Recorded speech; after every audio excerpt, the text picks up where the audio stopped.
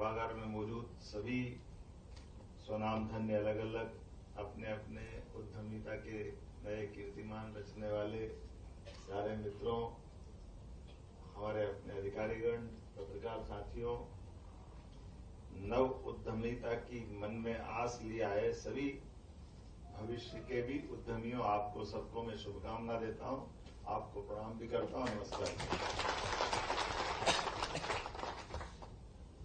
बात कम समय में बहुत सारी आ गई और मैं भी सोच रहा था कि इसका सिलसिला जो होना चाहिए, कभी कभी कोई चीज का एक खाका बनाने की जो जरूरत पड़ती है आउटलाइन की, वो बहुत अच्छे से बन गई।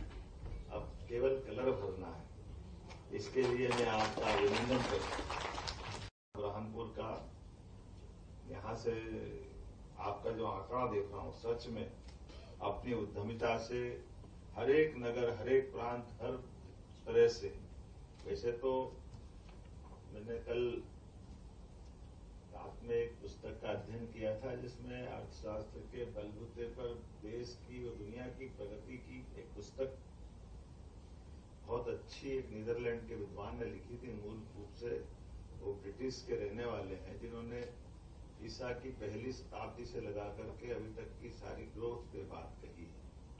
और उस ग्रोथ को अगर मैं पढ़ रहा था तो मुझे ध्यान में आया कि वो वाकई उनने अपना नीर छीर विवेक से जो उसमें उल्लेख किया, दुनिया में लोगों को खाने के, पहनने के लाले पड़ रहे थे, तब से लगा करके भारत ने अपने इस 33% से ज्यादा का योगदान दुनिया भर में अपनी उद्यमिता से दिया। तमाम प्रकार के व्यापार व्यवसाय से, मसाले से लगा करके रेशम और रेशम से लगाकर सभी प्रकार के वस्त्रों के साथ, और जो जो धातुएं हैं, जो जस्ता अभी 200-250 साल पहले दिखता है कि अब आया, जो जस्ता 2700 साल पहले भी हमारे यहाँ था। हट्टी नाम की वो सोने की खदान जो ईसा की शताब्दी के समय से जानी जाती थी, जिसमें आज भी सोना मिलता है।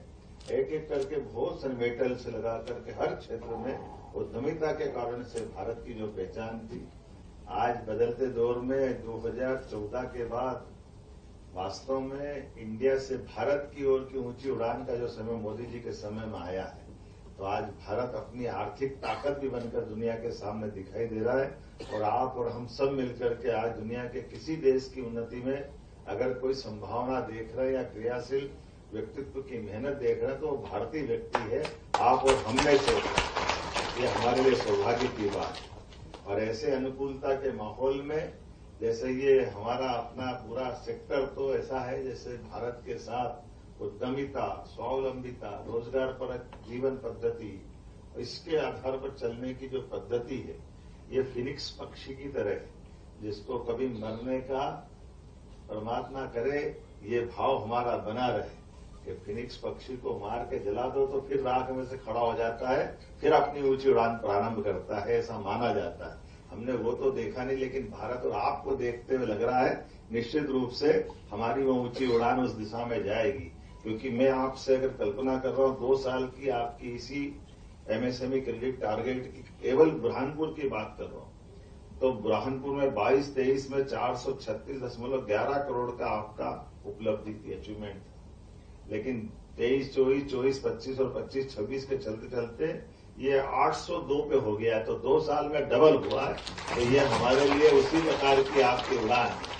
सरकार ने कहा कि हाँ आप ये काम करिए, हम आपको ये सब्सिडी देंगे। ये हमारा और आपका एक परस्पर कमिटमेंट है, हमारा आपका ये स्फूर्त एक व्यवहार है। उस व्यवहार पे हमको खरे उतरना है।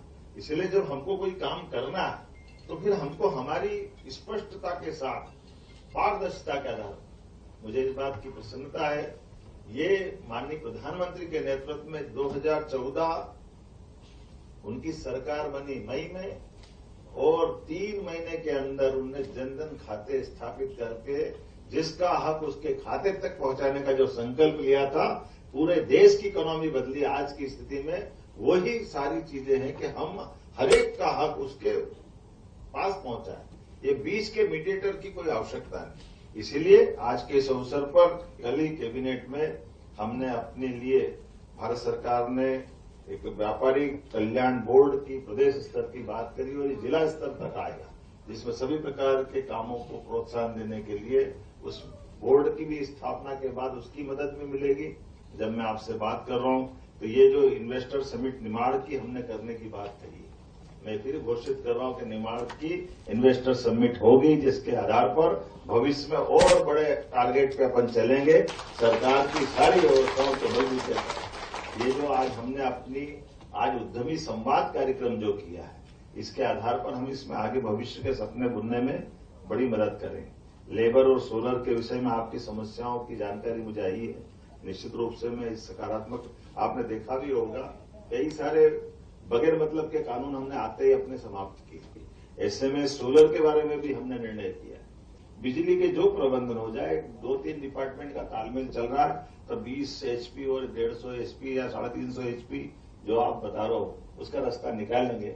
हमारा सबका प्रयास है, घर घर में लोग रोजगार अगर खड़ा कर रहे हैं तो रोजगार के लिए हमारी मदद होना ही चाहिए। ऐसे कपास पे भी जो ड्यूटी लगती है, बाहर है और यहाँ नहीं है, बीते समय मंडी टैक्स ना, तो हमने पहले तुअर पे भी चलता था, नहीं है हम ले रहे हैं या वहां से लेने में डबल पड़ती है, तो संकट पिछली बार खत्म करा। धीरे धीरे कपास का भी खत्म होगा, चिंता मत करो। तो इस तरह से हम आगे बढ़ते बढ़ते, आपने कहा रेहता खड़कोर के पहुंच मार्ग की भी बनाने की मैं घोषणा करता हूं। ये मार्ग भी बनाया जाएगा ताकि औद्योगिक क्षेत्र में बड़ी मदद मिले।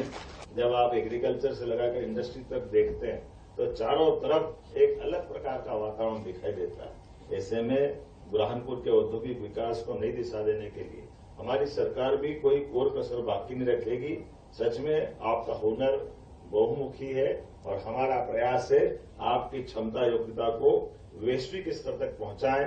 बहुत बहुत धन्यवाद। भारत माता की जय।